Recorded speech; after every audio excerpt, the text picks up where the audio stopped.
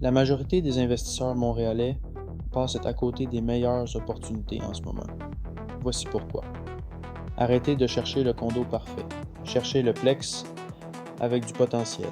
Un duplex ou un triplex où les loyers sont en dessous du marché, c'est une mine d'or cachée. Le marché locatif montréalais est encore en votre faveur. Les taux d'intérêt vous font peur?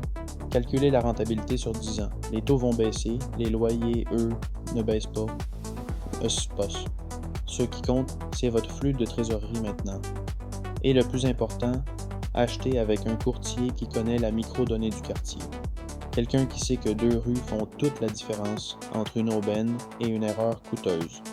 Si vous voulez qu'on analyse ensemble votre secteur cible, écrivez-moi le mot Plex en privé.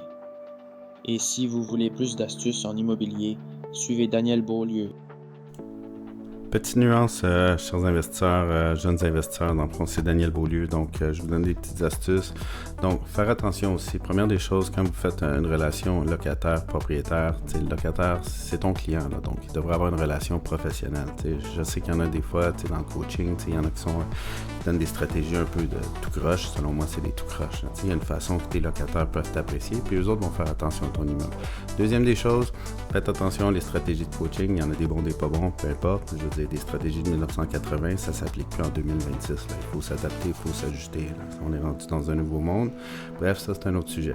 Mais troisième des choses aussi, faites attention, quand vous achetez un duplex, pensez pas que ça va équivaloir à votre salaire. Là. À Montréal, faites le calcul. Là. Regardez les prix, regardez le taux d'intérêt, regardez les loyers. Donc, ça se peut que, tu sais, même des fois, tu achètes un duplex, tu n'es pas occupant, il va falloir que tu mettes 1000 pièces de ta poche juste pour payer ton capital taxe intérêt, ton hypothèque dans le fond.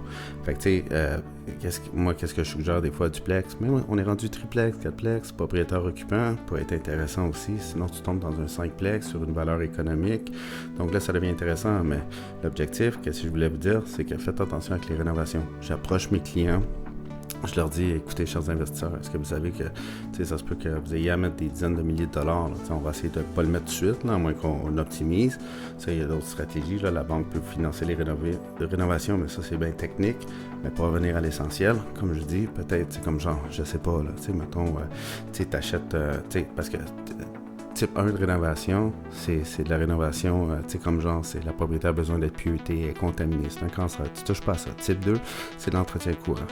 Regarde ça, toiture, caulking de fenêtre, fenestration, je sais pas, le mortier de briques, tout ça, ça a une durée de vie. Là. C'est sûr qu'il va falloir que tu fasses des réparations tôt ou tard là-dessus, ou plutôt de l'entretien, pardon.